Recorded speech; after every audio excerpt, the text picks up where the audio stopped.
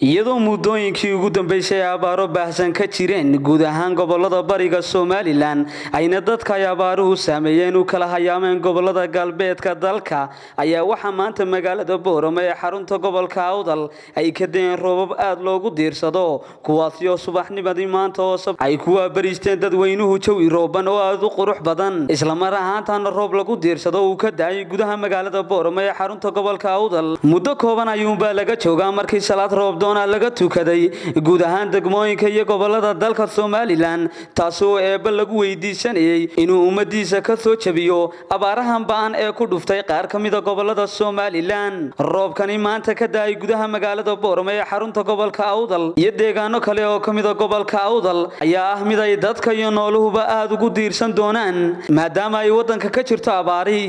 waa suxuf Cishqi Cabdi Qani Ismaaciil telefishanka caalamiga ee Bulsho magaalada Boorama.